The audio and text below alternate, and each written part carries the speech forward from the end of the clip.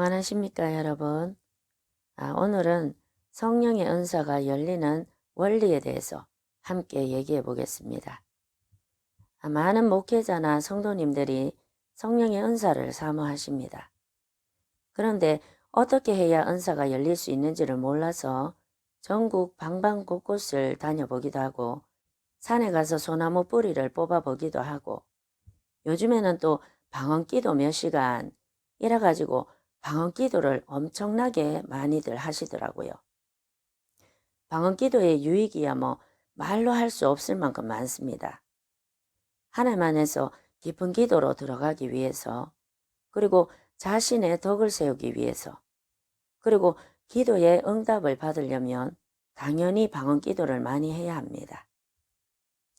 그러나 오늘은 기도에 대한 주제가 아니라 성령의 은사가 열리는 원리에 대해서만 말씀드리는 것이기 때문에 짧은 영상에 모든 걸 다 담을 수 없다는 것을 감안하시고 들으시길 축복합니다. 방언 기도를 많이 하면 은사가 열립니다. 그런데 방언 기도를 많이 해서 은사가 열리기까지는 생각보다 시간이 많이 걸리기 때문에 많은 인내가 필요합니다. 아마 이렇게 해보신 분들은 다 아실 겁니다. 성령의 은사는 성령께서 그 뜻에 따라서 각 사람에게 나눠주시는 것이기 때문에 내가 무엇을 어떻게 했기 때문에 은사를 부어주시는 것도 아니고, 반대로 나는 아무것도 안 했기 때문에 성령의 은사를 못 받는다는 것도 맞지 않는 말입니다. 성경 말씀 그대로 성령의 뜻에 따라 각 사람에게 부어주시는 것이 바로 성령의 은사이기 때문에 그렇습니다. 임파테이션이라는 단어에 대해서 논란이 많은데 로마서 1장 11절에 보면 나누어 주다라는 동사인 임파트라는 동사가 나옵니다. 이 임파트라는 동사의 명사형이 임파테이션인데요. 많은 신학자나 목회자분들이 신령한 은사가 사람이나 혹은 어떤 물질적인 매개체를 통해서 다른 사람에게 전이된다는 생각을 가지고 있는 것은 매우 위험한 견해이다. 이렇게 말하면서 임파테이션은 매우 비성경적이라고 주장을 하십니다. 그건 아주 맞는 말씀입니다. 그러나 성령이 그 뜻대로 나눠주시는 것이 성령의 은사라면 성령이 그 뜻대로 안수할 때나 그 밖에 여러 가지 다양한 접촉점을 통해서라도 얼마든지 그 뜻에 따라 각 사람에게 나눠주실 수가 있다고 하는 것이 더 맞는 거겠죠.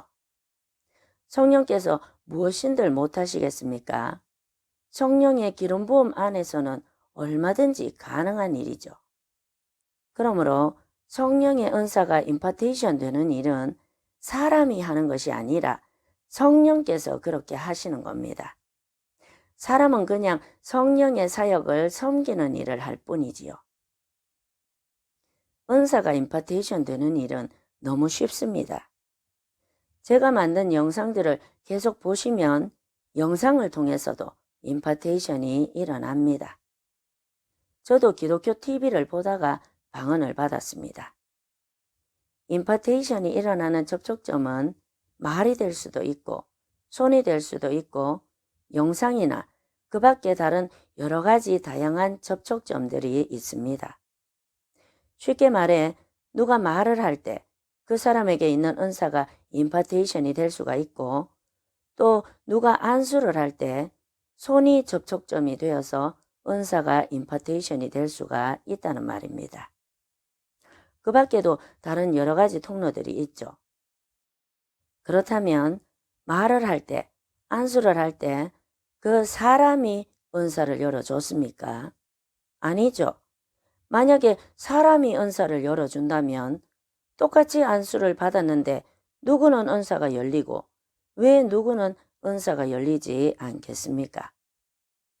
성령께서 그 뜻대로 나눠주시는 것이기 때문에 성령의 뜻에 따라 열릴 수도 있고 안 열릴 수도 있는 것입니다.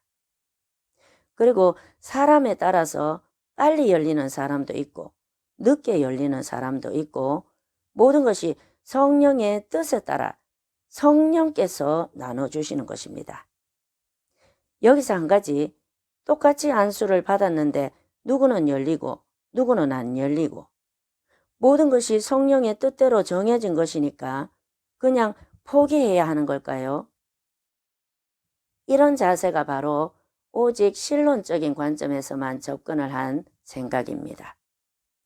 하나님의 때라는 영상에서 제가 말씀을 드렸었습니다. 우리는 인간론적인 관점과 신론적인 관점을 동시에 가지고 있어야 하나님이나 하나님의 뜻에 대해서 균형 있게 받아들일 수가 있습니다. 못 보신 분들은 하나님의 때라는 영상을 참고하시기 바랍니다. 그렇다면 우리가 오직 신론적인 관점에서가 아니라 신론과 인간론적인 관점 모두 균형 있게 가진다면 성령의 은사에 대해서 어떤 자세를 가져야 할까요? 은사가 성령의 뜻대로 나눠주시는 것이기 때문에 이미 성령의 뜻대로 정해진 것이니까 그냥 포기하는 것이 아니라 그래도 사모해야 됩니다. 제가 성령의 은사가 열리는 열쇠 1편에서 왜 사모하는 것이 성령의 은사가 열리는 열쇠가 될 수 있는지에 대해서 성경을 근거로 해서 말씀을 드렸습니다. 영적인 세계의 법칙은 모든 것이 믿음의 법칙대로 됩니다. 혹시라도 여러분들 중에 성령의 은사가 열리기를 사모했는데도 은사가 안 열리시는 분들이 계신다면 하나님의 때가 될 때까지 계속해서 사모하면서 나가시면 됩니다.